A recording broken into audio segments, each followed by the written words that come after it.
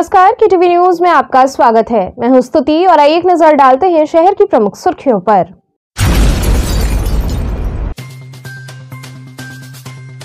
विधानसभा चुनाव हेतु सुरक्षा व्यवस्था के बीच नामांकन प्रक्रिया हुई प्रारंभ।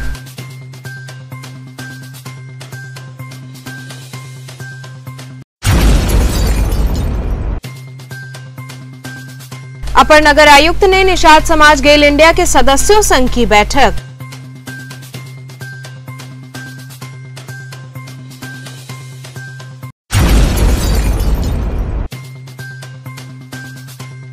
बाबा काशी विश्वनाथ मंदिर के प्रांगण में नवाहन पाठ का हुआ आयोजन।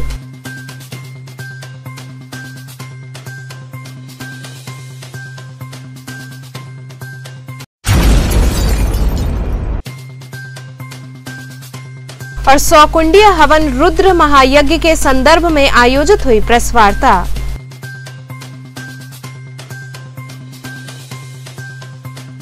और अब खबरें विस्तार से।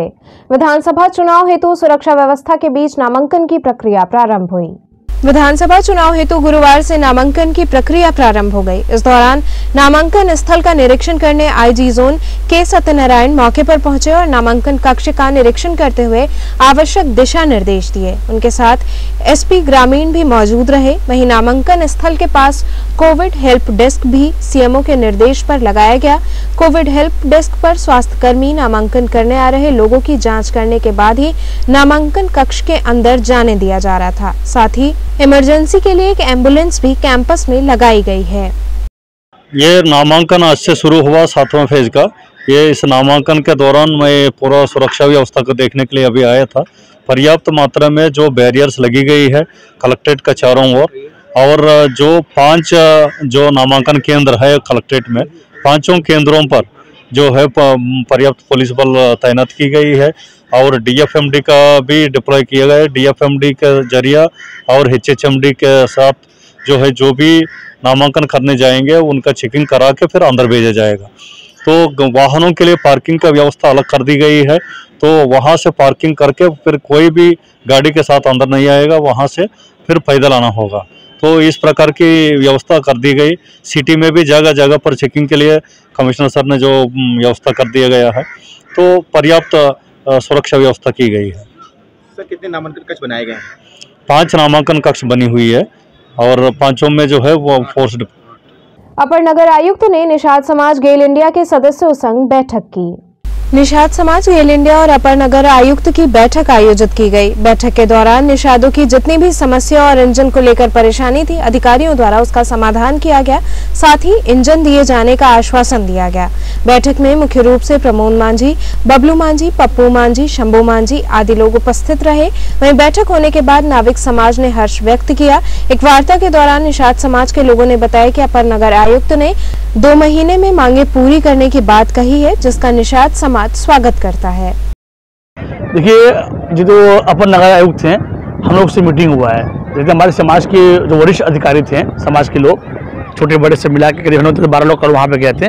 तो सीएनजी के बारे में हम लोग का वार्ता हुआ है।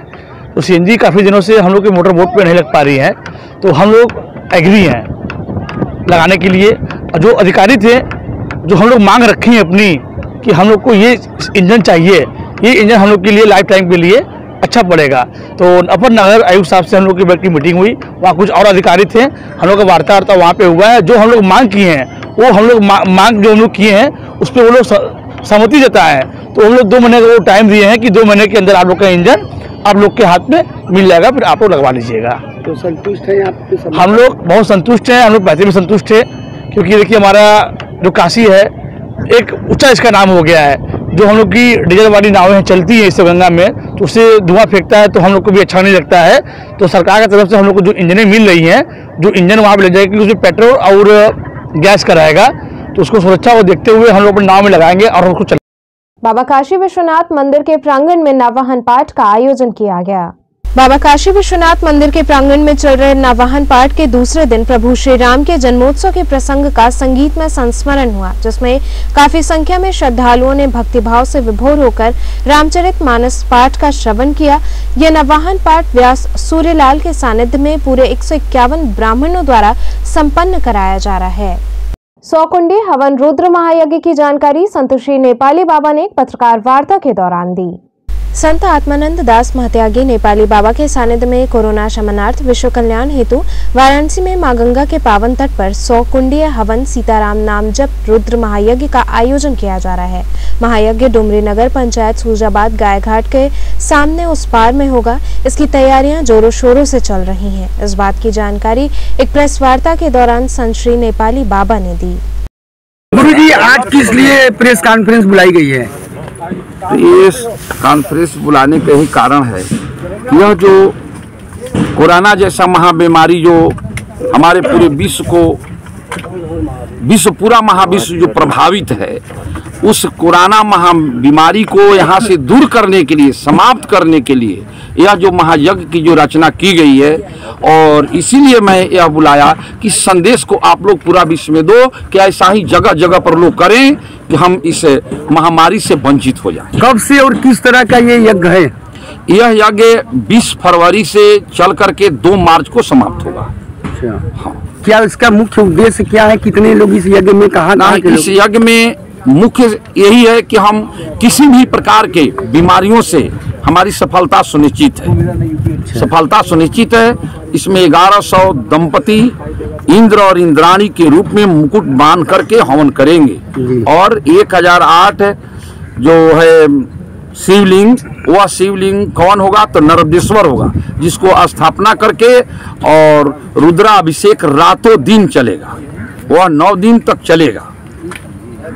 क्या कहना चाहेंगे भक्तों को? संदेश क्या हम भक्तों को यही संदेश देना चाहते हैं कि हमारे सभी भक्त उपस्थित हो करके और इस महायज्ञ में अपना सहभागिता प्राप्त करके और पूरे संसार को सुख शांति प्रदत्त करें। यहाँ रुकेंगे एक छोटे से ब्रेक के लिए। आप बने रहिए KTV के साथ।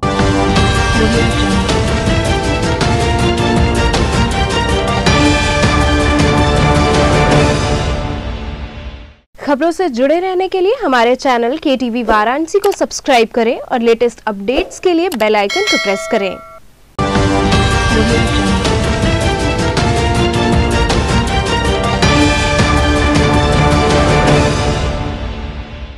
ब्रेक के बाद आपका स्वागत है। कैंटोनमेंट स्थित दरगाह मुश्किल आसान बाबा का सालाना उर्स मनाया गया। कैंटोनमेंट स्थित दरगाह मुश्किल आसान बाबा के उर्स का आयोजन किया गया, जिसमें बाबा के दरबार में उनकी छठी मनाई गई, जिसमें सभी धर्म के लोगों ने बढ़ चढ़कर हिस्सा लिया और बाबा से अपने परिवार व मुल्क की शांति हेतु दुआ की। इस दौरान बड़ी संख्या में लोग शामिल रहे। हम जानना चाहेंगे कि जो जिस तरीके का आज यहाँ पे प्रोग्राम नजर आ रहा है, छोटे मोटा फातिहा दरूद जो हो रही है, किस लिए क्या है? ये तो आपको भी मालूम होगा कि पूरे हिंदुस्तान में ख्वाजा गरीब नवाज के जो है छठी मनाई जा रही है, और ये हर साल मनाई जाती है, और हर तरह के लोग आते हैं, हिंदू, मुसलमान, सिख, ईसाई, पंजाबी, सभी सारे लोग आते हैं और गरीब नवाज की छठी मनाई जाती है। जो लोग नहीं जा पाते वहाँ तक, वो आके सरकार की चौखट पे सरकार के दर से फायदा लेते हैं गरीब नवाज का, और बराबर से मुल्क के लिए अमन चैन के लिए दुआ मांगी जाती है कि हमारे मुल्क में जो कोरोना से जो है निजात मिला है सरकार ख्वाजा गरीब नवाज के सदक़े में, जिससे आज हम लोग सुकून से हैं, और उसी के अमन चैन के लिए दुआ मांगा जा रहा कि सरकार करम फरमाए, आगे भी सब सुकून चैन से हमारे हिंदुस्तान मुल्क रहे। बिल्कुल। अगर बात की जाए तो यहाँ पे जिस तरीके का प्रोग्राम होता है, तो उसमें जो तबर्रुक होता है, तबर्रुक इसमें खास तबर्रुक जो है दरिया होती है, और जो है जो भी लंगर होता है सब शाकाहारी होता है, कोई मांसाहारी नहीं रहेगा। पहली बात है सरकार के जो दरिया है, और आपके जो है काबली है, और खीर है, जर्दा मीठा है, जो भी वगैरह वगैरह मीठा तबर्रुक जो भी है, केवड़ा जल वल सारे लोग जो है अपना ताउन भी करते हैं, जो भी सरकार के उसमें लाते हैं, और उसको बांट दिया जाता है। और जो दरगाह की तरफ से बनता है वो तो आम है, एकदम आम जनता को दिया जाता है। जो भी हर किस्म के लोग आते हैं, किसी को उसमें देखा नहीं जाता कि कौन क्या है, सबको एक साथ देखा जाता है, एक साथ जो है सबको दिया जाता है। जी बिल्कुल। ख्वाजा गरीब नवाज के दरबार में हमेशा हिंदू मुस्लिम कोई सब लोग, हमारे यहाँ भी सारे कौम आती है, 3600 कौम जो है आती है। कोई ऐसा नहीं है कि गरीब अमीर है, हिंदू मुसलमान सब सारे लोग, सिख ईसाई सारे लोग आते। कोई यहाँ छूत छपात नहीं है, किसी के कोई रुकावट नहीं है, आराम से। जैसे गरीब नमाज की बारगाह में हाजिरी देते हैं उसी तरह यहाँ भी आकर हाजिरी लोग देते हैं, कोई नहीं है दिक्कत। किस तरीके से छठी का प्रोग्राम मनाया गया, कितना क्या क्या किस इंतजाम में यही था कि लंगर का सरकार का और कुल शरीफ हुआ सरकार के, फिर उसके बाद समा महफिल हुई, कवाली का प्रोग्राम रखा गया उस वक्त के लिए। मैथिल समाज उत्तर प्रदेश द्वारा मिथिला कैलेंडर सह पंचांग का लोकार्पण कार्यक्रम आयोजित किया गया। मैथिल समाज उत्तर प्रदेश द्वारा मैथिली भाषा के महाकवि लालदास की जयंती पर वर्चुअल माध्यम से नागरिक प्रचारणी सभा में मिथिला कैलेंडर सह पंचांग का लोकार्पण कार्यक्रम संपन्न हुआ। मुख्य अतिथि लोकार्पणकर्ता प्रख्यात साहित्यकार डॉक्टर जितेंद्र नाथ मिश्र ने कहा कि मैथिली भाषा के महाकवि लालदास के जयंती पर मिथिला कैलेंडर का लोकार्पण करना सराहनीय कार्य है।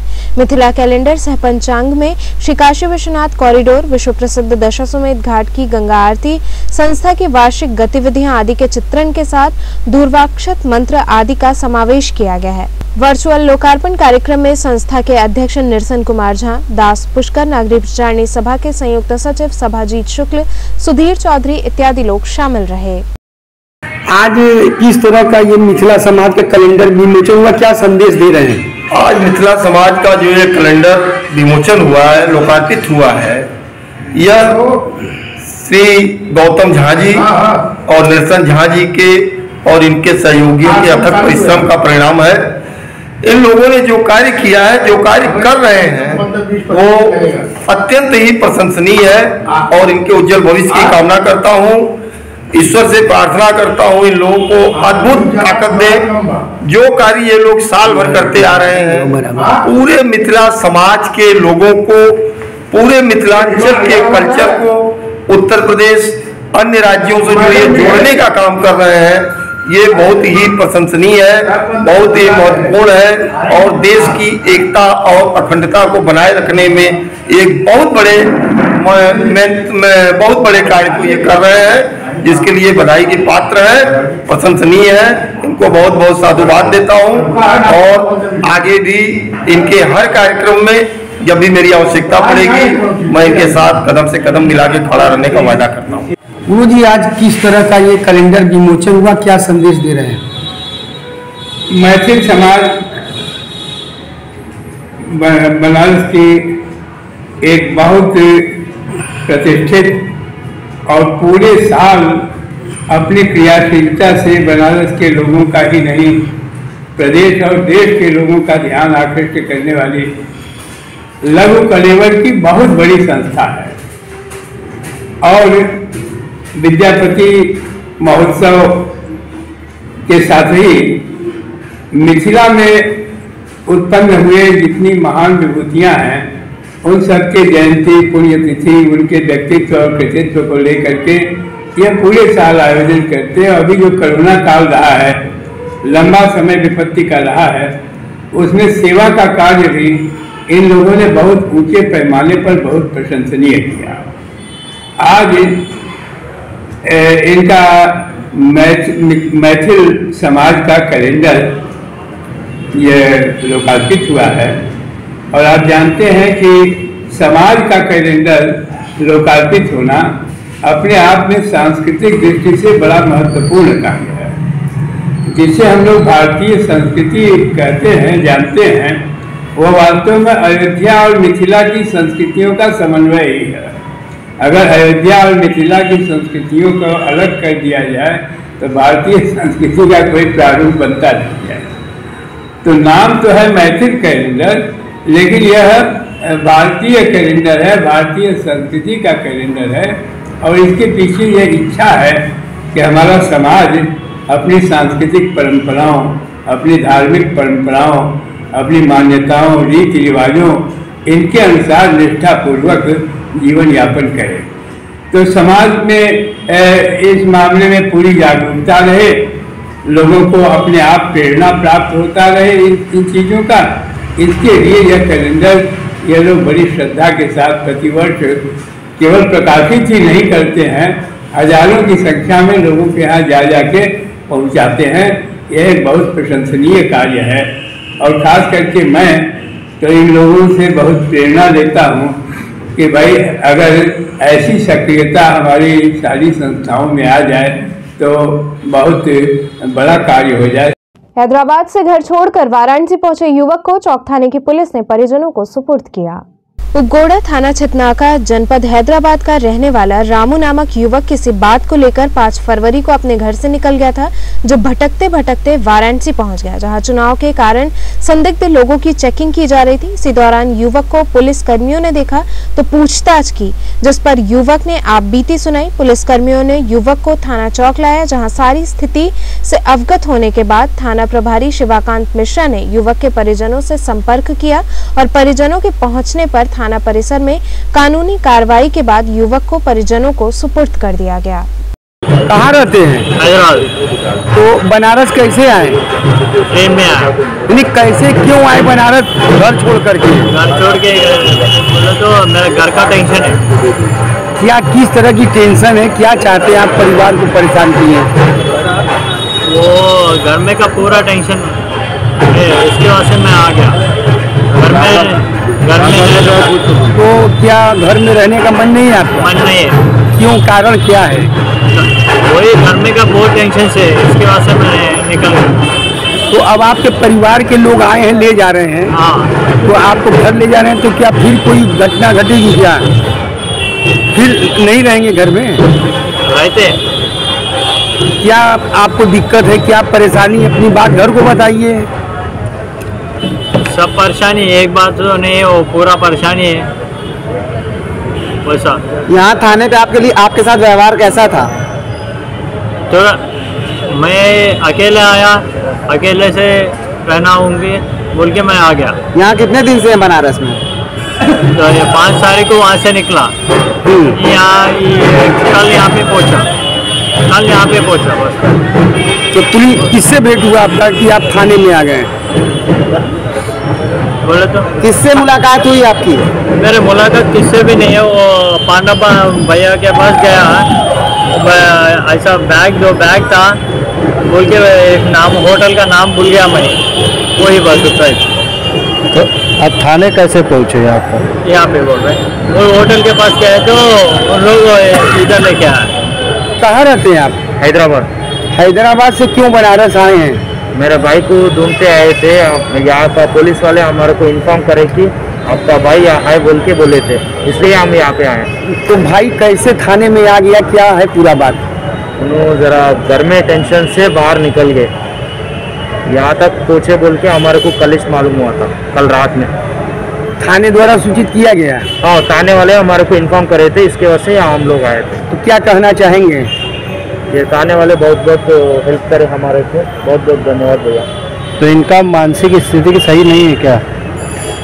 हाँ, जरा टेंशन से ऐसा है उन्हें।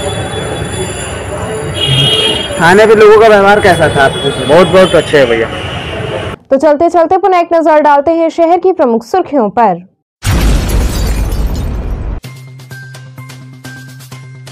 विधानसभा चुनाव हेतु सुरक्षा व्यवस्था के बीच नामांकन प्रक्रिया हुई प्रारंभ।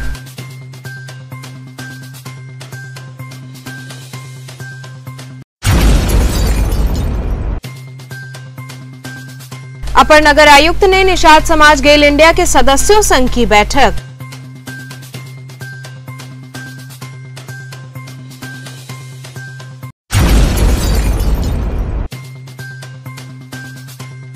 बाबा काशी विश्वनाथ मंदिर के प्रांगण में नववाहन पाठ का हुआ आयोजन।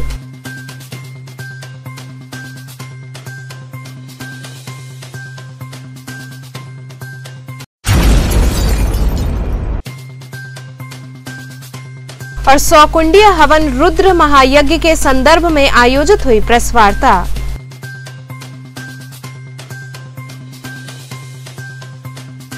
ये थे आज के समाचार, कल फिर होगी मुलाकात, तब तक के लिए नमस्कार।